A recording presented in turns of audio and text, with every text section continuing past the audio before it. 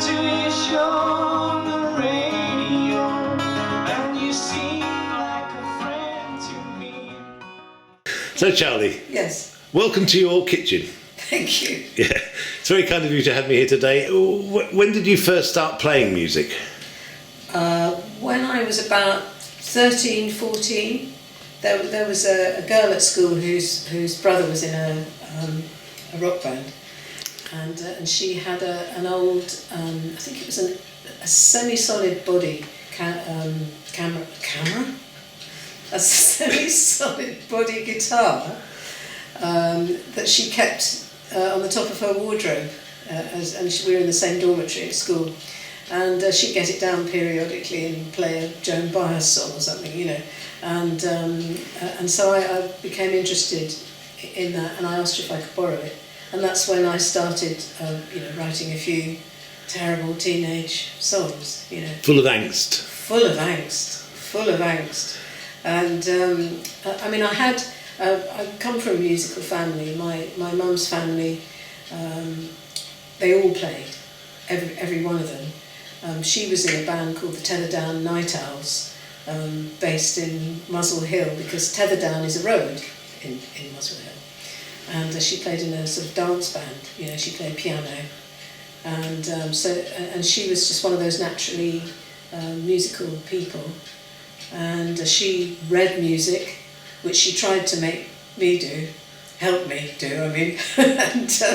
and we sort of fell out about that, because I'd learnt to play by ear and copy her, and so I enjoyed, you know, being 6 or 7. I enjoyed being able to play things, classics that I sort of remembered, and play them really badly. But it was a bit like my mum, you know. Whereas when she presented me with a little book, which I still have, by the way, a little theory book, and it was called GBDF and ACE, you know, the notes. GBDF, ACE, and I thought, stupid book, hate it, you know. And anyway, that was so I was already playing piano a bit badly, and then I sort of stopped, and we had a truce. You know, she just said, well, you know, you'll learn it if you want to in your own time, which was kind of smart. And then the guitar came along, the dusty guitar from the top of the wardrobe. And then I bought my first one I cashed in some premium bonds I'd been given. And I bought my first guitar from a music shop in Pinner. It was classical guitar, because that's all I really, that was the one that it looked nice. What was the very first piece of music that you learnt on it? Learnt? Oh, well, I think Beatles probably. Beatles or Paul Simon, yeah. Composed your very first song on it? I did. And what was that song called, do you remember? It was called Everything is Blue. It was really appalling. And I think it was kind of like you know, because I'd heard that a lot, that's very Beatles, you know.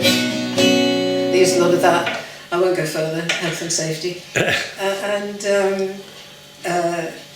was just appalling. You know, something about blue shaded orange peel lies in a blue baby's hands. It was really. I won't say any more, because it'll only come back to bite me. It was the 60s, wasn't it? It was the 60s, yes. Sorry, I shouldn't have said. We should say. Oh, you mean the 70s? I meant the 70s, yes, obviously. Yeah. Could you? It was sort of solo until I went to drama school, and I met Julian Lippmann, and we'd both been released from rather strict boarding schools, and we were like, bang, you know, out there, hey, you know. And we used to sit and play in the sort of foyer of this old theatre where the school was based. It was arts educational, and we were the one old building left in the Barbican. You know, they were building the Barbican at that time. Yeah. And so, but there was this one little kind of old tooth in the middle of the place, which was the Golden Lane Theatre, and that's where the school was. And we used to sit, when we had a break, we used to sit in the sort of foyer area, and the guitars would come out. In those days, we didn't. I don't remember us writing together in those early days. We played kind of covers. You know, we played Paul Simon songs. We played a sort of incredibly high sort of only something rodents could hear version of Summertime. And we did a gig at the London College of Printing, I remember. And we did a gig at the Load of Hay in Uxbridge, I remember. Did you say your first love was music? No, not really. I mean, I was brought up in a really musical family. I used to hear my mum playing the piano, you know, downstairs when I went to bed as a little girl. And my grannies, both my grannies played, and my aunties, you know, they all played piano. So that was sort of in the background. But I wanted to be an actress in a musical, singing, you know. But that was where. So it was very specific. It wasn't just you wanted to be an actress. You wanted to be an actress in a musical. Yes, I wanted to sing as well. Yeah. Let's talk briefly about your theatrical career. Are you still acting now? In the early 90s, after having done some various acting jobs in between playing gigs and things like this, the most acting I did was every Saturday night we ran a comedy improvisation club. And so that was... was that the Old Dogs, or...? That was the Old Dogs. It was called Dogs on Holiday. Oh, sorry. That was the name of the... Well, we weren't quite old dogs, actually. No, the Dogs on Holiday was it was supposed to signify two things that were the most fun. You know, a dog, and plus you had a dog on holiday. That's double the fun. That was the kind of, you know, supposed to indicate that. And in the end, we became known as the Hurricane Club because that was the name of our club. So that was an acting gig because although we were improvising, we were all performing, acting, you know. But I started out as an actress. My first job was with in repertory theatre in Newcastle for 2 years, which was great because it's how I got my equity card, which you needed in those days. So it was 2 years of work. And the famous director who was there at the time was? Michael Bogdanov. Sadly no longer with us, but Michael was an incredible director because he'd learnt with Peter Brook at the Royal Shakespeare Company, so everything was, nothing was done in a straight way. Everything was sort of exaggerated or done, you know, on a trampoline or on a scaffold, or, you know, I mean, there was no production was done in a straight, presented in a straight way. And, you know, being 18 years old, I was like, this is fantastic, you know, this is cutting edge theatre I'm at now. And I couldn't believe my luck, you know, I loved it, absolutely loved it. I came back to London, and Pinner, and I did sort of little acting jobs. You know, little acting jobs, little bits of fringe and so on, and then we did we're getting there, aren't we? The R word. Yeah. Me and Julian Lippmann and an actor called Carl Johnson, who you'll know because he works all the time. He was up at Newcastle. And was Julian at Newcastle too? Yes, we got Julian up there as well.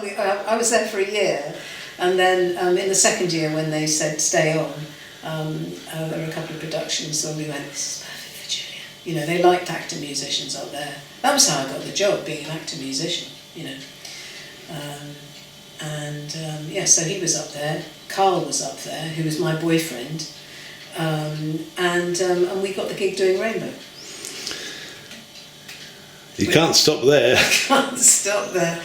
It was, it was 18 months of writing 3 songs a week, which was quite a good training. You were given a brief, you know, you know, we even then really we didn't want to be kind of. They wanted us to be wholesome and you know, of course, because it was for young children. So we weren't trying to be subversive in that way, but we didn't just want to be too wholesome. You wanted a bit of cutting edge. We tried to sneak that in, yeah, we did, yeah. But in as much as you could, wearing a sort of stripy top and dungarees, which was kind of par for the course. Although I've seen some photographs of me wearing kind of these big blocky heels, where it looks like I'm wearing a medical boot. But that was fashion then. We all kind of went our separate ways, really. And I did various bits of TV and fringe theatre and that sort of thing. And then I just kept being pulled back in the direction of music. It just followed me, and I was busy going, go away, I'm going to the Royal Shakespeare Company. But in the end,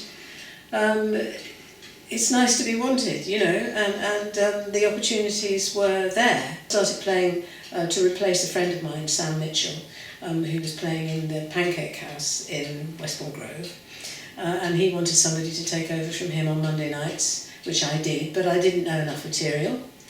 I've talked about this before, but it was a time when I hadn't really written very much at all. So really through Carl, I was introduced into a lot more stuff than I would otherwise have discovered. People like Robert Johnson and a lot of bluegrass as well, and also sort of more kind of country stuff like the Flying Burrito Brothers and that sort of thing. And so we would sit and play that at home. Well, you were still playing covers mostly at this stage? Yeah, country and bluegrass and old type. Of course, big influence on me, Jimmy Rogers, the yodeling brakeman. But I was more keen on his ballads and his sort of more lyrical stuff. But I might have had some sort of beginnings of ideas, because when I started listening to people like Loudon Wainwright and the McGarrigles, which came a little bit later, I was really inspired. So I didn't really start writing my own stuff until about, seriously, for me, until about 1975, 4 or 5 really, that I actually started putting together songs like Fear of Flying and various other songs that then ended up on my first album. The songwriting process for you, describe that if you can, please. Difficult. Sometimes you get a gift, you get an idea that comes almost fully fledged, and you just have to follow it, chase it down, pin it down, and do the fine tuning. That's rare, and mostly it's, if you're lucky, in my case, it's a good idea that has legs. And then I write the first little bit of it, and then there's this massive desert of what could be written afterwards, and I have to just dig in and follow that and try and remember the first taste of it, the flavour of the thing, in order to be true to the original idea. And sometimes you can do that, and you it's good, and then you listen to it, after a day, and you go, oh, that's rubbish, and then you have to throw it away. I'm not as prolific as some people, because I do throw a lot of stuff away. A lot of it is strangled at birth. Although I do keep, I'm quite environmentally conscious about my songs, and I do recycle tiny little bits that I've found. So sometimes you might put a song together that's composed of 3 ideas that you may have had at different times. Well, it's usually one central idea, but it'll be maybe with a line or two that I remember from another song that didn't make it. Is the idea usually musical or usually lyrical? It's both. It's the concept of it, i.e. usually a title, is a good thing for me, and then I can follow that. but I will have to work that in musically, you know what I mean? That has to. I can't write a whole song lyrically unless it's for someone else. I mean, I do that for other people. You know, they'll give me some music and I'll do the lyrics for them. You know. Yeah, sometimes a song will start purely from a musical point of view. You know what I mean? I'll discover the good thing about being not a player like someone like Martin Simpson is that, in my own defence, you know, when I discover a new chord or a new sequence, and that's a big thing for me, you know what I mean? And so sometimes it can set me off. For instance, when I discovered that slightly discordant little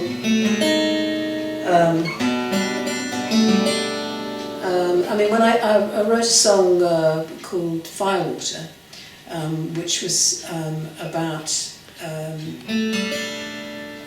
hanging out with a drunk, and that started here, and I was just playing around. This was kind of a couple of years later, and I just went up the keyboard there, and then I've been thinking about.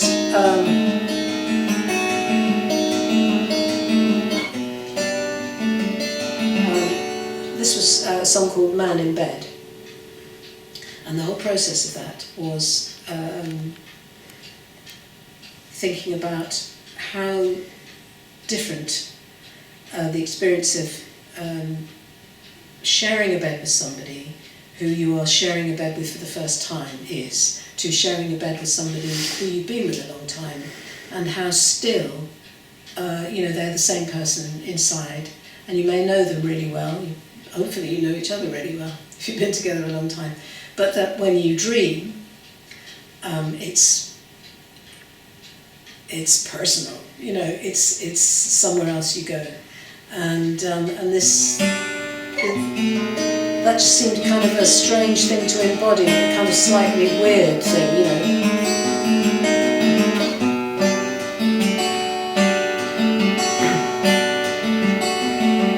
There's a man in bed, he's waiting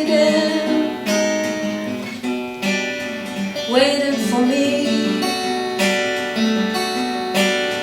and in the dark I can hear the rhythm of his breathing, and I can see his shape, his body like a color on the white sheet, and I lie next to him, feel the unfamiliar heat, and I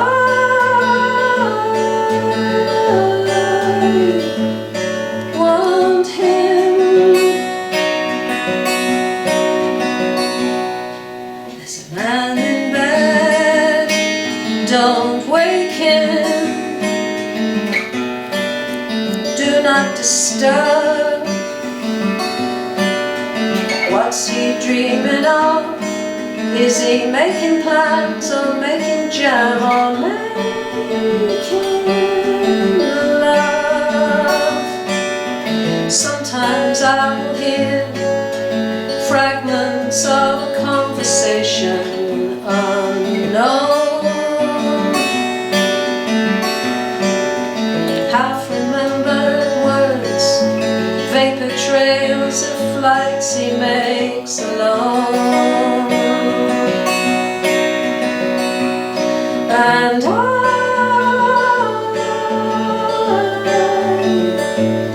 love him, but I can't follow. This is maybe a good point, a moment to ask you about some of the songs you've written for other people. Yes. So, and amongst them, a UK number one, maybe say, with Surprisingly, Ain't No Doubt by Jimmy Nail. Yes. Back in the 90s, I think that was. Yes, Is it? that's right, yeah.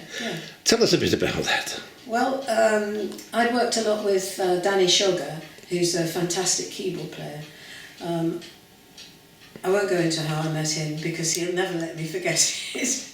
He played for me for an audition. That's another story, where I forgot all the words, and that's another story. But anyway...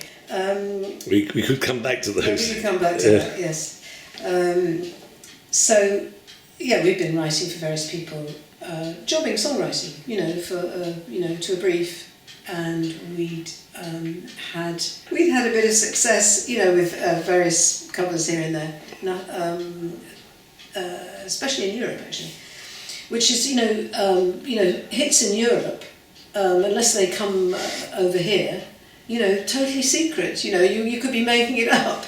There was an Israeli band, wasn't there? Well, I had a number one in Israel, actually. Yeah. Wow. Which I only found out about, kind of like the week it was number one. There's somebody got in touch and said, oh, by the way, you're number one in the charts in Israel. And what? And then, this was 1996, and I'd had a song called Time Goes By, which was on an album, my only album between 1982 and 1996. There was a massive gap there where I went, I'm not playing anymore. I'm not, this record business stuff. I hate it. So I didn't make any records. I just hated, the whole A&R process, all that stuff, being kind of moulded into, some sort of shape. And then, anyway, I retired hurt at that point, and I just carried on acting and doing various things. Anyway, long story short, there was an album called Things Change, which came out in 1995, I think, 94 and 95. And there was a song on that called Time Goes By, and that was discovered and remixed into a dance hit by three Italians called Sold Out. SOULED, wasn't it? Sold Out? No, actually, curiously enough, there also already is a band called Sold, as you'd expect, SOULED. There is a band called that, but this was Sold Out, and they were a remix team, and they worked out of Naples, and they wanted to do a dance version of it, and so, interesting, that never happened to me before, and then it went on to be a hit in Italy. So was it still you singing and everything? Yeah, They just remixed it all, put in the drum beats and etc. There's several mixes of it. There's about, 5-6 different mixes of it, all by... so this was not somebody covering one of your records, this was you still, but... This was me doing but it was bizarre. I mean, they were actually quite faithful to the song, because, some mixes, of course, you can't even see a sign of the song, there's a faint, like one line of it or something, which is repeated. They were actually quite faithful to it. Did you get any money out of it? Funny you should say that. I'm still owed money for that. Okay, so not likely to see any, basically. I'm not likely to see any of that. There's been, I don't know what the situation is now with earning money out of Italy, but people used to say at that time, they used to say, make sure you're paid up front. Difficult with the cover. Quite difficult, yes. Yeah. Anyway, so that became a hit in Italy, a pop hit, in the pop charts. It's bizarre. And I went over there and went to a radio station, and there was a crowd of people outside. And they were doing a kind of like a day of, it was to do with something else. Anyway, there were loads of people coming and going, lots of other Italian artists and things. And a big crowd outside the radio station, and I said, who are they waiting for? And they said, you. And I went, what? Did you get to the top 10 then? Yeah, I got to number 6 or something. Wow. Yeah, it was bizarre. Anyway, but it got to later on, it got to number 1 in Italy, in Israel. Only countries beginning with I. I'm waiting for Iceland still. But they got in touch and said, you're number 1 And my manager at the time said, oh well, you know, we went into overdrive, said maybe she should come out and promote it, you know, shall we? And they said, no, I wouldn't bother, you know, it's sold, it's only a small country, it's sold as many as it's ever going to sell. And that was it. Bizarre. Danny Sugar and Guy Pratt, who's a bass player, wonderful bass player, they were working with Jimmy Nail, and they needed some help with the lyric and possibly the melody. That was up for grabs as well. And they were working on this track, and they came to me and said, can you think of anything for this? And so that's what the result was. And the initial idea was, I thought it would be better to speak it than sing it, because the verses are kind of like just a bed of kind of a simple chord structure, and I didn't, a tune didn't immediately spring to mind, so I thought, I wonder if I could get Jimmy to speak it, and he was up for that idea. And yeah, so and it's an unusual, it was even unusual at that point, because its instrumentation was kind of weird for the time. I mean, there's a trombone solo, for God's sake, which is great, and also the tune is played by the bass. Guy Pratt plays the tune, which is kind of unusual. One thing that has been a blessing and a curse has been that writing for people who are better known than me means that obviously those names are more are sexier to mention, you know, in anything written about me or spoken about me. And so, you know, when you say Jimmy Nail, Celine Dion, Lisa Stansfield, Sheena Easton, you know, people naturally enough would go, well, I mean, yeah, we know them, but is she going to, what's she like? You know, what does she do? You know, and the answer is none of the above. You know, when I do something myself, my stuff is nothing like any of that. You know, musically speaking. I mean, obviously it's the sometimes the same voice curating the lyric, if you see what I mean, because it's me. But I'm not like any of those people at all. You know, absolutely the reverse. I mean, I couldn't be less like Celine Dion and even less like Jimmy Nail. But it's just that they would get mentioned, you know, in a what have you done then? Why are you here? I've written songs for I mean, in the case of actually, I've been heading for someone else. I mean, when I wrote Rain, Tax, It's Inevitable with Terry Britton, we actually wrote that for Brandy and Monica, you know, who were an R&B duo in the 90s, early 90s, and that's where we were pointing it for them, and then it got done by Celine Dion, you know, yeah. What changed for you then, really? I got a deal. How did that come about, your deal with Ireland? Well, I think, you know, the system was the same as it probably still is in some respects. There was a bit of a buzz. We were often supporting a band called Meal Ticket, who were big on the circuit at that point. And just kind of word got out, and then some people from Island Records came along. And was Chris Blackwell involved? Was it Chris Blackwell? Yeah. Because he was the guiding light or the force behind Island. He was very much so. He was I mean, what Chris wanted happened. You know, he didn't have to go to a board of people. He was the board. You know, he ran it. And his A&R guy, you know, said he'd been to see me, and I mean, you know, we had demos and things by then, you know, and that stuff was run past him, and he said, yeah. Had you actually recorded as a demo pilot of the Airwaves at this point? Yes, we had. We've got several versions of it, actually, several versions, and Fear of Flying.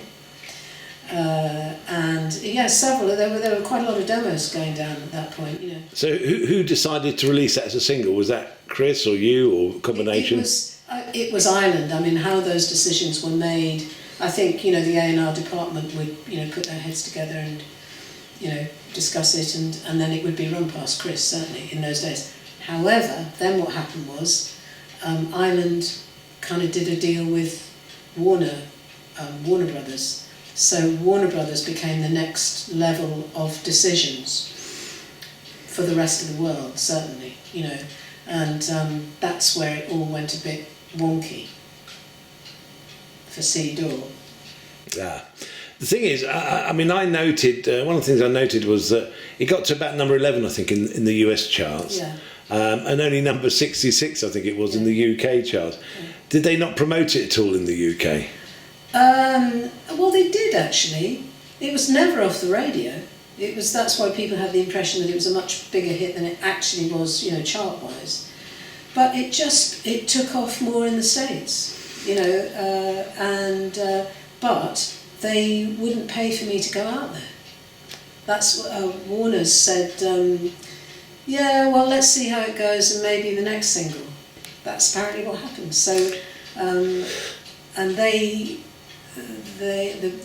record that went up the charts neck and neck with me was Christopher Cross, Ride Like the Wind, and he was signed to Warner's, so he was direct signing, not an Island signing, and he was American, and I watched that song kind of, we went up the charts together, and then he went, and he got to number 1, and I stayed at number 11.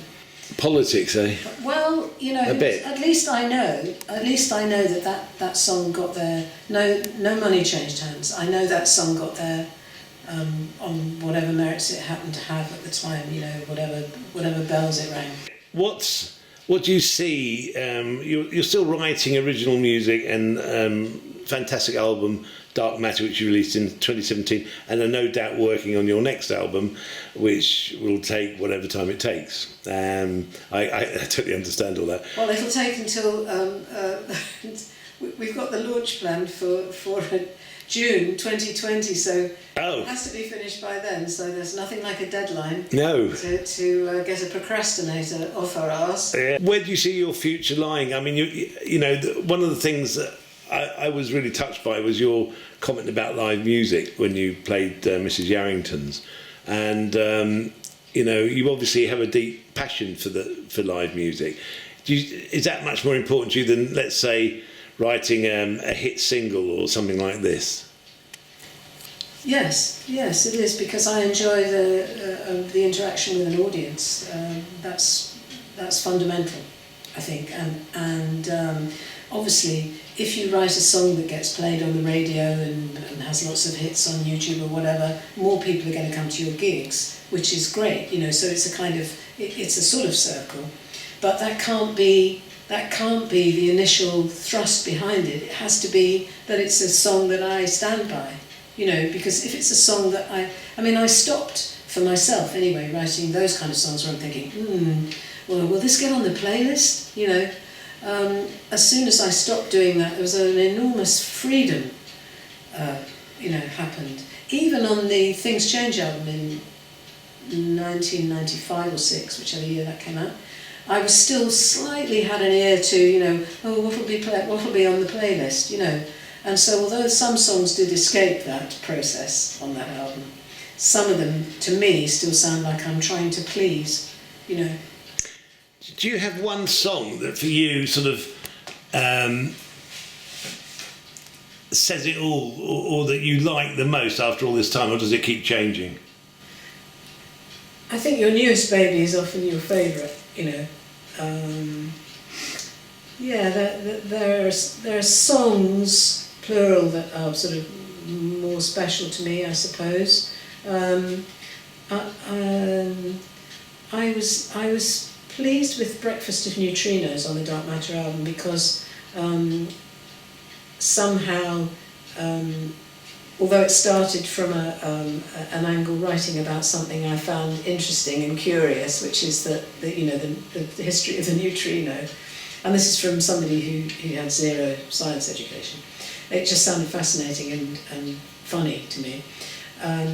but that it also contained a personal aspect to it, which is basically about, you know, a relationship where somebody, through no fault of their own, touches you very deeply, you know, and then moves on, you know, and it's not their fault, probably, you know, that they had that effect on you, but that happened, and that is a direct parallel with the neutrino, that it just passes through, you know, leaving a wake of some sort of destruction behind it, you know, and I thought that was interesting. So I was pleased that seemed to work, and looking like my mother, acting like my dad, that. I mean, if I'm talking about songs that I could go, that's what I do, you know, and I know it's not for everybody, you know, it's so personal. You know, I don't like kale, you know, that's just a personal thing. I agree with you. It's horrible, isn't it? Yeah. Bitter. Disgusting. But you know, this doesn't mean kale's horrible. And people, you know, feel the same about music. You know, your Status Quo is my Loudon Wainwright, you know. Yeah. Yes. On that note, perhaps we should have a little bit of music. Okay.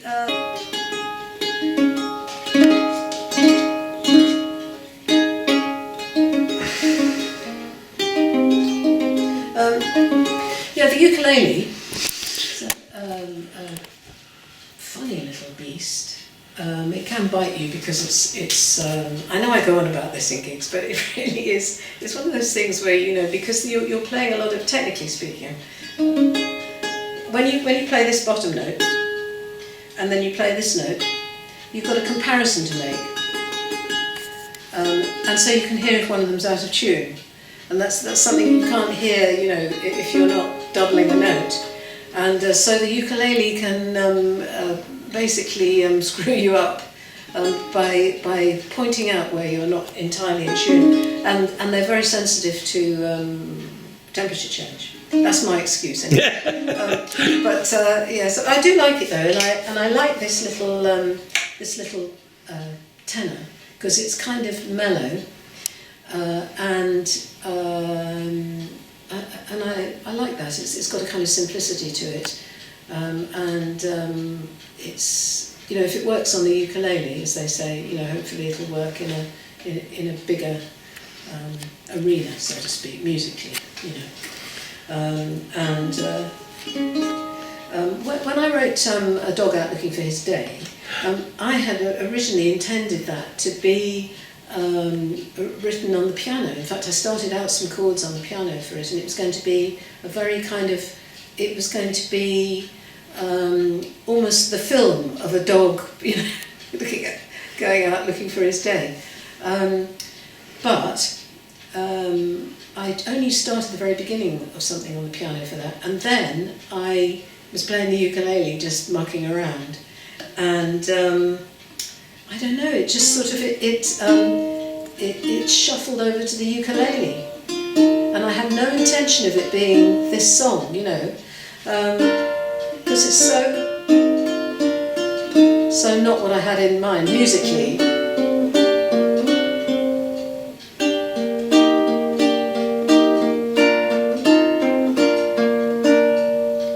He's immortal, 'cause he can be. No contingent, there's no plan B. He's a dog out looking for his day.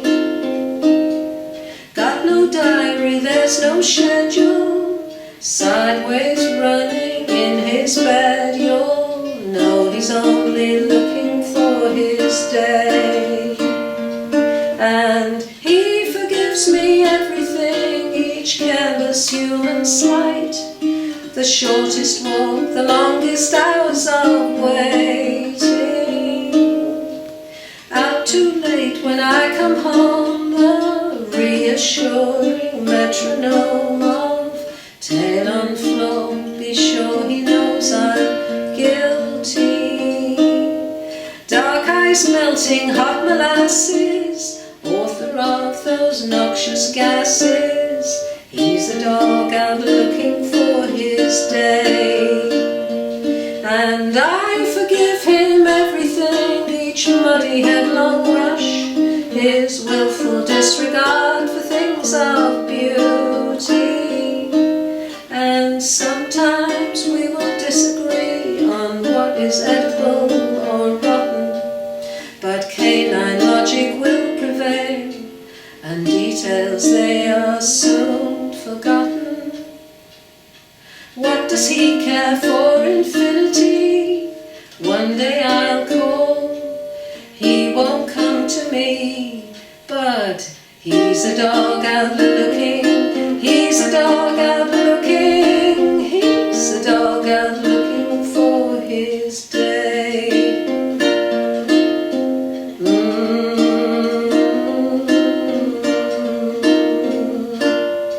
And that wasn't what I intended at all.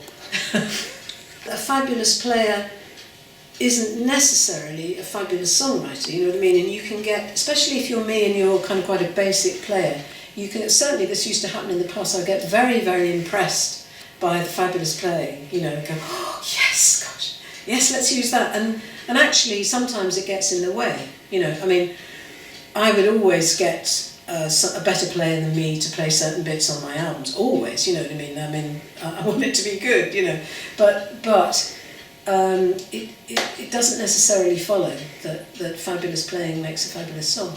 Charlie, thank you very much for letting me invade your peace and relative sanity on this day. Well, okay, relative sanity. And I'm very appreciative of all that, and I'm a big fan now, so just keep it going, whatever you're doing. It works for me. Thank you. And of course, we should mention to people that they can find you, and your website address is? CharlieDore.com. How easy is that? CharlieDore.com. And I can certainly recommend the music. So check her out, ladies and gentlemen.